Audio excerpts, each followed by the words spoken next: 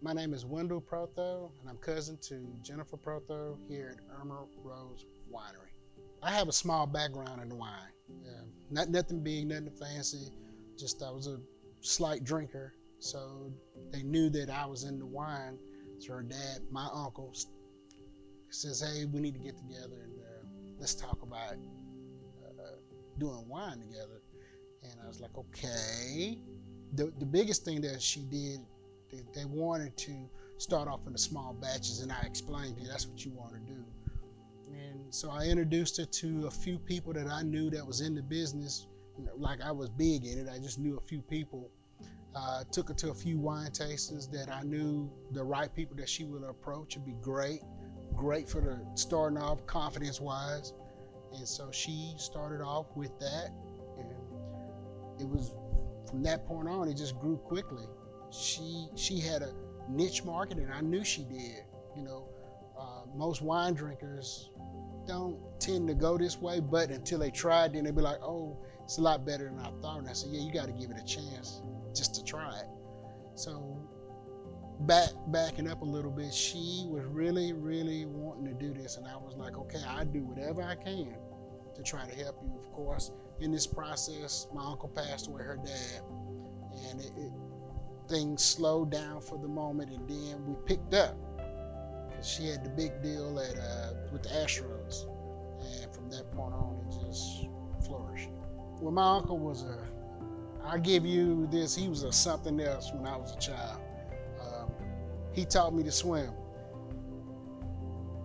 He just threw me in the water. That was my lesson. So he was a pretty hands-on type of guy. So he's really been an inspiration for a lot of stuff, especially in my career as being what I do right now. It's just a sound advice. Not that he knew exactly what I did, or what I did was just being able to talk to him and having that strong background of, that was really important to me. He was always there for you no matter what was going on. So I had he was like my big brother in its sense, growing up, because he was always there. I ain't gonna say we was close in age, but we was pretty close. And he was always there. And so when the vision came up about the wine, I was at first taken back because I knew how big of a process this is. This is nothing really simple. And so the first meeting was with Camille Hicks, another wine sommelier, and we sat with my uncle, Jennifer, myself, and Camille, and we kind of hashed out what we was thinking about doing, or how we was going to introduce this wine to Houston. And we immediately knew that we was going to have to go to small wineries, small wine bars, to get this out. So that's what we did. The first one we did was at a wine bar. They come and go so quickly. And a proprietor from South Africa was there, in Sinke. She's an unbelievable winemaker. And so she gave Jennifer some of the best, advice.